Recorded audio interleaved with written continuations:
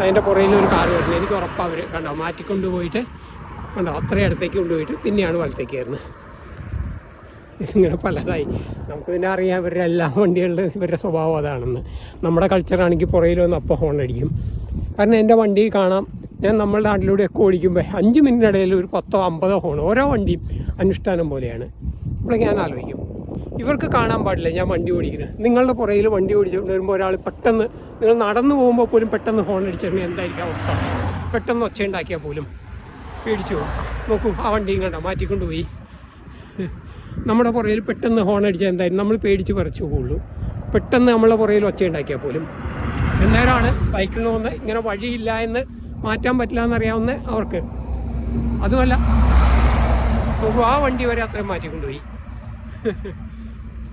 അവർക്കറിയാം, അവർക്ക് നമ്മളെ കാണാം, നിങ്ങൾക്ക് എന്നെ കാണാം. ഞാൻ വണ്ടി ഓടിക്കുമ്പോൾ എനിക്ക് നിങ്ങളെ കാണാൻ പറ്റില്ലെങ്കിലും നിങ്ങൾക്ക് വണ്ടി മാറ്റിക്കൊണ്ട് പോകാൻ പറ്റും. കാരണം ഇതൊരാളുടെ മനുഷ്യ അധ്വാനത്തിൽ പോകുന്നതാണ്.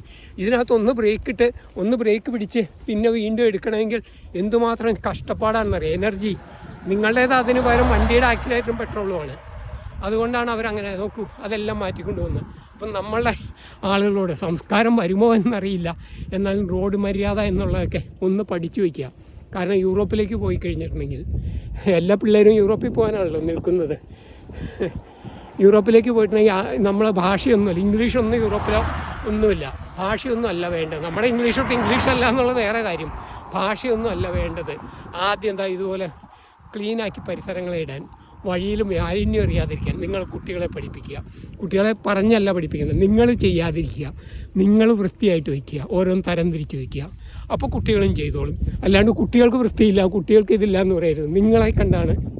നമ്മളെ കണ്ടാണ് കുട്ടികൾ പഠിക്കണത്. നമ്മളെന്താണോ അതാണ്. നമ്മുടെ സംസ്കാരമില്ലായ്മയാണ് കുട്ടികൾ അങ്ങനെ തന്നെ ഇവിടെ വന്നിട്ടും ചെയ്യണത്.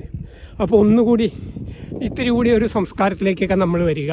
ഭാഷയൊന്നുമല്ല, നല്ല സംസ്കാരമാണ് കുട്ടികൾക്ക് പകർന്നു കൊടുക്കേണ്ടത്. അത് നമ്മൾ ചെയ്യുമ്പോഴാണ് കുട്ടികൾ അനുകരിക്കുക. അല്ലാണ്ട് നമ്മൾ കിടന്ന് വായ്ത്തള്ളിൽ തള്ളണമായിട്ടിട്ടല്ല. ടീച്ചർമാർ വലിയ കാര്യമായിട്ട് തള്ളും. എന്നിട്ട് ഈ ടീച്ചർമാർ തന്നെ എനിക്ക് പേഴ്സണലായിട്ട് ഒരുപാട് പേരെ അറിയാം. അതുകൊണ്ട് തന്നെ ഞാൻ എൻ്റെ ആധികാരികമായിട്ടാണ് പറയുന്നത്. ഏറ്റവും ഇതാക്കി ചെയ്യുന്നവരിൽ ഒന്നാണ് അധ്യാപകർ എന്നൊക്കെ പറയേണ്ടി വരുന്ന വിഷമമുണ്ട്. അപ്പം നമ്മളൊന്നുകൂടി സംസ്കാരമുള്ളവരാവുക. ഇതുപോലെയൊക്കെ വൃത്തിയും വെടിപ്പുമുള്ള രാജ്യമായി നമ്മളുടേത് മാറട്ടെ. എന്താ ഭംഗി പൂക്കളുടെയൊക്കെ. അപ്പോൾ ഇതൊക്കെ ആസ്വദിക്കാനെങ്കിലും ഭാഗ്യം കിട്ടി. അപ്പോൾ എല്ലാവർക്കും സന്തോഷം, നന്ദി. ഞാനീ പറയുന്ന എല്ലാവരെയും പറ്റിയല്ല, എങ്കിലും വലിയൊരു ശതമാനം ആളുകളെ പറ്റിയാണ്. അതുകൊണ്ടാണ് അത്രയും ഇതായിട്ട് പറയേണ്ടി വരുന്നത്. കാരണം നമ്മളിത് കണ്ടും കേട്ടും അനുഭവിച്ചും വെറുത്തതാണ് നാട്ടിൽ വന്ന് ഓരോ സെക്കൻഡിലും. വണ്ടിയുടെ ഹോണടി ആയിക്കോട്ടെ, മാലിന്യറായിക്കോട്ടെ. ഞാനൊക്കെ ഫോട്ടോ വെച്ച് ബീച്ചും കോഴിക്കോട് ബീച്ചും നന്നാക്കുമ്പോൾ അതിൻ്റെ കൂട്ടത്തിൽ വീണ്ടും വലിച്ചെറിഞ്ഞുകൊണ്ടിരിക്കുന്ന ആളുകളെ എത്രയോ വട്ടം കണ്ടിരിക്കുന്നു. വണ്ടിയുടെ ഹോണടി എനിക്ക് മടുത്തിട്ടുണ്ട്, അത്രയും പേടിച്ച് വരച്ചിട്ടുണ്ട്. അപ്പോൾ എല്ലാവർക്കും നന്ദി. ആരെയും വ്യക്തിപരമായിട്ട് പരാമർശിച്ചൊന്നുമല്ല, നമ്മുടെ ഒരു സംസ്കാരത്തെ ഒന്ന് മാറ്റിയെടുക്കണം, അതിന് വേണ്ടിയിട്ട് പറഞ്ഞതാണ്. കണ്ടോ ഇത്രയും നേരം ഞാൻ വീഡിയോ ചെയ്തുകൊണ്ടിരിക്കുകയാണ്. എവിടെയെങ്കിലും ഒരു അഴുക്കോ എന്തെങ്കിലും കാണുന്നുണ്ടെങ്കിൽ. അപ്പോൾ ചോദിക്കും അങ്ങനെയാണെങ്കിൽ വണ്ടി ഓടിക്കുമ്പോൾ ബ്രേക്കിട്ട് മടുക്കില്ലേന്ന്. ഇവിടെ അങ്ങനെ തന്നെയാണ്. ഓരോരുത്തരെ കാണുമ്പോഴും ബ്രേക്ക് ഇടേണ്ടി വരും, ഇങ്ങനെ മാറ്റേണ്ടി വരും. അതെല്ലാം കെയർഫുള്ളായിട്ട് തന്നെയാണ് ഇവർ ഓടിക്കുക. അല്ലാണ്ട് ഇവിടെ ഞാനിപ്പോൾ പോയ സാൻമാഴി വണ്ടിയും എത്രയോ വണ്ടികൾ കടന്നുപോയി. എല്ലാം അങ്ങനെ തന്നെയല്ലേ ഇത് കൊണ്ടടിച്ചോ. സാൻമാഴിനോ എന്ന് പറഞ്ഞ രാജ്യം 30,000 ജനസംഖ്യയുള്ള 60,000-ഓളം വണ്ടിയുണ്ട്. അവിടെ എനിക്ക് ഈ പരിഗണന തന്നെ കിട്ടിയത്. അതായത് അവിടെ മലകളുടെ ഭയങ്കര കയറ്റമായിരുന്നു. കേരളത്തിൽ ഏറ്റവും കഷ്ടപ്പെട്ട രാജ്യങ്ങളിലൊന്നാണ്.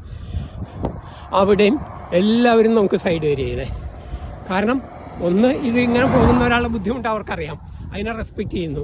പിന്നെ ആ രാജ്യത്ത് മലിനീകരണം ഉണ്ടാക്കുന്നില്ല എന്നുള്ളത് ഏറ്റവും പ്രധാനപ്പെട്ട. കാറിനല്ല റോഡ്. ലോകത്തെ എല്ലാ നിയമങ്ങളും അങ്ങനെ തന്നെയാണ്. കാറിനല്ല റോഡ്. കാറിന് ഹൈവേകളിലേക്ക് അതേസമയം നമുക്ക് പ്രവേശനമില്ല. അതിന് പകരം നമുക്ക് വേറെ ഡെഡിക്കേറ്റഡ് പാത്തുണ്ട്.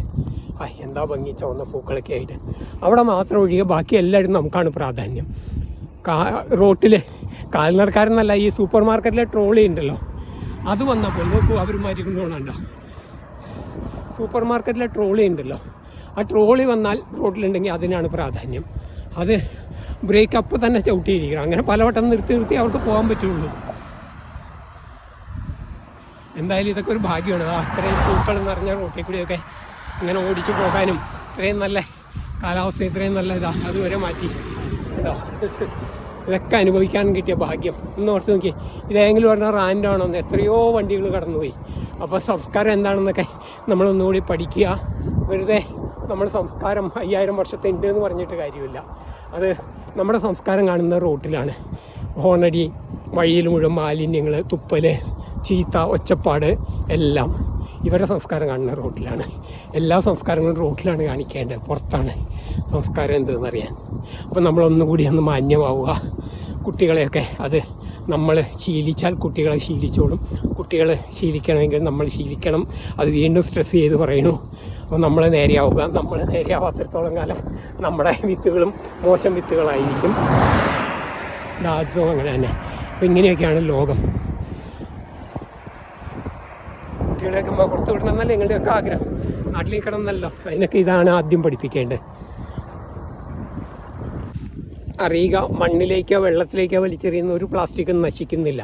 അതെല്ലാം അവിടെ ഇരുന്ന് പൊടിഞ്ഞ് മൈക്രോ പ്ലാസ്റ്റിക്കായിട്ട് നിങ്ങളുടെ ഭക്ഷണത്തിൽ എല്ലാം, നമ്മുടെ കുഞ്ഞുങ്ങൾക്ക് നമ്മൾ മേടിക്കുന്ന എല്ലാ ഭക്ഷണത്തിലും വെള്ളത്തിലും എല്ലാമായിട്ട് തിരിച്ചു വരികയാണ്. കാരണം അത് ഫിൽറ്റർ ചെയ്യാനുള്ള ഒരു മാർഗവും ഇതുവരെ കണ്ടെത്തിയിട്ടില്ല.